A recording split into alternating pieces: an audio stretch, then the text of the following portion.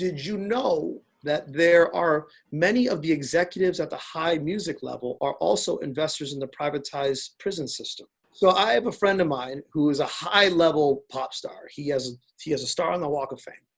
He was telling me that in the early 90s, when it was the boom of ghetto rap music, he said that he with his own ears heard executives speak over dinner about how they're pushing ghetto rap music. One, because you don't need session musicians, so it's cheap to produce. All you need is a rapper. They get drunk and they get high, and you just give them drugs and they just do their thing. But what does that do? It perpetuates violence, it perpetuates drugs, and it perpetuates crime in the inner cities.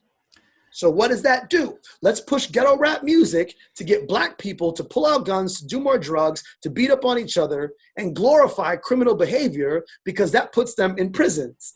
And we own the privatized prisons. So we're making money on the front end and we're making money on the back end. That's crazy. That's mind-blowing to think about. Yeah. But like, it's not like Ice Cube and Dr. Dre, it's not like Ice Cube and Dr. Dre, like they were like just reporting on what was going on in their hometowns. Right. Like, but you still needed the Caucasian decision makers to release the albums. Right.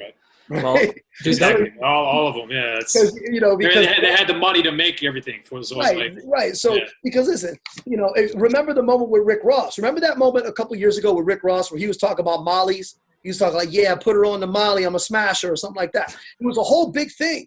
Everybody blew up on Rick Ross. Everybody was like, yo, blacklist Rick Ross because he's talking about, forcing himself sexually on a girl while she's rolling on ecstasy and that whole thing. Well, suddenly that's behavior that can affect Caucasian people because now we're talking about sexual invasion. But hold on, but glorifying guns and murder and beating people in the street and prison culture, like that's okay? Well, they must have hated glorifying murder on black people is okay. But talking about maybe doing something illegal, it is illegal and horrible to do, forcing yourself sexually on somebody while they're induced on drugs, horrible. But they came down on him for that.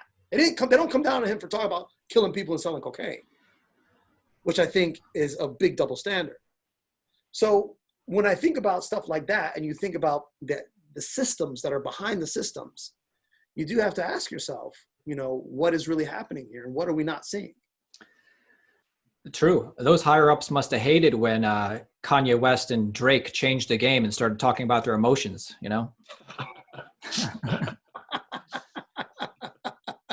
I agree, man. I agree. And Drake's good at that, man.